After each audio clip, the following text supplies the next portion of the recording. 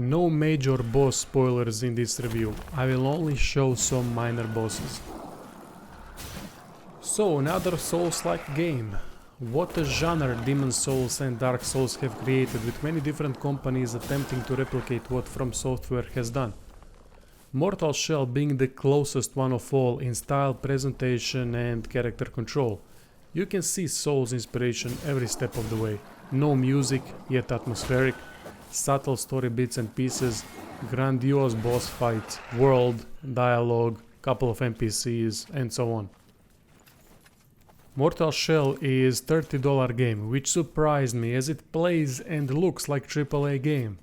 In all honesty, it pissed me off why such a game is only $30, with so much shite being priced at $60. Not much later on I figured out why.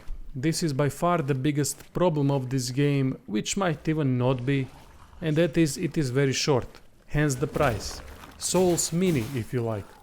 I have scoured the world many times, found everything relevant I believe, and that took me about 15 hours or so. 15 fantastic hours. Since price of the game is $30, I can't put longevity or lack thereof as a negative. If it was $60, sure, but not 30. Ultimately it is up to you, however, as it is completely subjective how you feel about short game for half a price. By completing the game, New Game Plus is unlocked, which doesn't offer anything different from what I've seen, but I didn't play for long in that node, so might be wrong as there could be some minor differences. In this review I will compare Mortal Shell to Dark Souls a lot, as it clearly draws all inspiration and most of the ideas from it and adds its own flavor. In all honesty, after experiencing Mortal Shell combat, I don't think I'll be able to get back to Dark Souls or Demon's Souls anymore, unless Demon's Souls remake does something major when it comes to combat overhaul. First of all, animations are mind-blowing. I don't think I have ever played a Souls-like game with such fantastic weight to responsiveness ratio. It is clear Cold Symnetry have watched many videos of how to actually swing weapons properly and what would be close to realistic weight of different weapon types. I have always claimed that animations and weight are one of the most important factors in what makes Souls games combat good, but it is really hard to do it properly. Demon and Dark Souls never really had amazing combat, but what separated them from other action games was how weight was handled. And it was so appealing to finally see a character that isn't proficient in combat swing different types of weapons. One thing that always bothered me, however, in Dark Souls were the oversized cartoonish weapons. Always hated them, because for me that killed immersion completely, so I mostly played dexterity based characters. Mortal Shell went in completely different direction. Yes, there are huge weapons here, but not unrealistic at all, and the way character uses them is simply glorious and never gets old. Watching your character gripping sword by its blade mid-combo and striking enemies with the hilt was awesome every freaking time.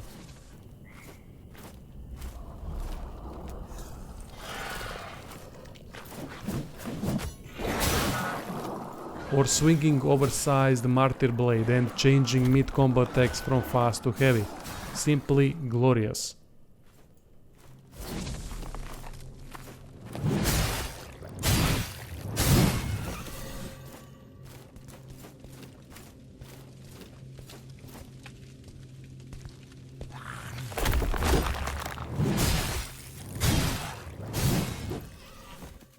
There are 4 weapons in the game, but since it is a short one you will never think why are there not more weapons. I prefer Mortal Shell approach to weapons than Dark Souls. Focusing on making every weapon feel so damn good is better than offering 100 weapons, of which I'm not gonna care about 80 of them. Crafting in Mortal Shell is very bare bones, as there aren't many things you can do. Basically you add specific item to upgrade weapon strength and discover key items that unlock weapon special abilities. That's it. Special abilities are very cool for the most part, but unfortunately break the flow of combat, because while activating them you are invulnerable. I believe they should have made special abilities activate much quicker and remove invulnerability frames while doing so. Cold Symnetry handled block like I've never seen before, as it is now a special ability that recharges every couple of seconds. Instead of block you have harden. Harden turns you to stone, which breaks upon being hit. This leads to many different combat possibilities, as you can use it offensively and defensively, since it is possible to use it at any time, even mid-attack. Brilliant idea. One of many things that makes Mortal Shell combat so damn good. Oh yeah, and they add Ballista Zuka to the mix as well. Basically you fire a large bolt that impales enemies and usually insta-kills them, but bolts are quite expensive, so it is balanced.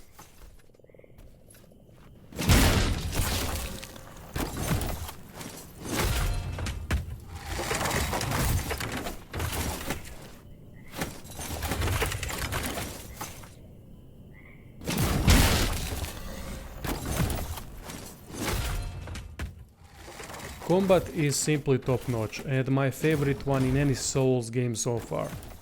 Difficulty is done alright as well, but it can be improved.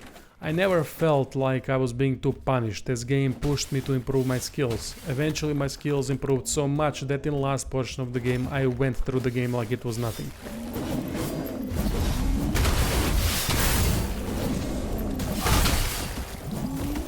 There isn't much in terms of character progression, but due to game being so short, it doesn't have to be. In Mortal Shells you choose your shell, which are essentially predefined character builds that have different playstyles, and it all works rather well. Changing for example from tanky Eredrim to squishy Teal completely changes the playstyle, as one has low stamina and the other has extremely high stamina, but low health. Each shell also has a couple of abilities that can be unlocked, which further defines and separates each shell's playstyle. Overall, a really nice system for such a short game, as it offers more than enough variety. Also, each shell looks so freaking good. Weapons too, world as well, enemy design is great, whole damn game has amazing aesthetics and details and graphically looks fantastic. I love closer to back camera than what we have in Dark Souls. Even though game is incredible when it comes to combat animations and graphics, there are technical issues like unstable frame rate, clipping problems, occasional wonky walking and running animations from enemies, as it looks like they aren't touching the floor. Texture popping is also noticeable a bit, but that's mostly it. None of these will ruin the experience, as it can be fixed, and didn't bother me that much at all. One thing did, however. In forest area, which is central area of the game, there seems to be some kind of green filter that affects character as well. It seems like there isn't enough color difference specifically in that area. Other areas are fine. World is small and well connected. Central forest area leads to 3 temples that offer completely different setting each, and all 3 look great. So it is combination of open and linear world. Each temple also has vastly different enemies, so there is enough diversity there to keep you on your toes, as many of them require different strategy. Forest area, however, would benefit from more enemy variety, as there isn't enough. Issue I have with game world is lack of lore, backstory, NPCs, secrets and items. There are only a couple of NPCs that have their own short quest line. Lore bits and pieces are scattered throughout temples, but there isn't enough to go on. Game doesn't have nearly enough mystery and story intrigue as for example Dark Souls did. Basic gods were bad, so we need to ascend storyline. This leads me to bosses. Again, no real backstory or lore that would make them more interesting, even though some boss fights are truly epic. First Martyr and last boss come to mind with mechanics and visuals. I won't spoil temple bosses by showing footage here, as they are the significant ones. Fights can last from 5 to over 10 minutes, with each temple boss having 2 phases. Unfortunately, some bosses can be exploited quite easily, as I will show in my boss guides. Still doesn't take away from the fact that aesthetically and mechanically big bosses are awesome. Couple more things to mention quickly before conclusion. Even though game has no music, atmosphere is decent, mainly due to sound effects, aesthetics and visuals being really good. Weapon hits, enemy noises, walking sound, all very good. Voiceover is nice too. I like the fact souls are difficult to obtain, so you can't cheese your way through the game by farming like a maniac, as you will need a lot of souls for key items and shell abilities. It comes down to skill mostly. Also, thank you developers for placing save points right before boss fights. I always thought From Software's idea of placing bonfires away from bosses so you would need to run past a couple of enemies first to get to the boss was moronic. Final verdict time. Mortal Shell was short but quite amazing experience for me. I enjoyed it immensely. I would love to see what Cold Symmetry could accomplish if they were given lots of time and funding, because I believe they could create a masterpiece. I mean 10 out of 10 game. Maybe they could concentrate more on lore and backstory in that case to create vast and extremely interesting world full of intrigue. Combat wise, this game is as good as it gets. It's second to none really. It makes Dark Souls combat look horrible. Considering the asking price and what we get from it, I have to give Mortal Shell 8 out of 10, which means great game. Technical issues aren't that big to affect the game score, as I'm sure some of them will be patched soon.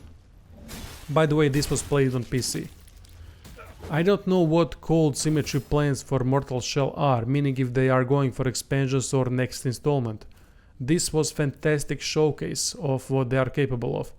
I would prefer instead of expansions new installment with much more time and funding, as they can rewrite the story that way and add lots of bits and pieces that could make story, boss backstory and world more interesting.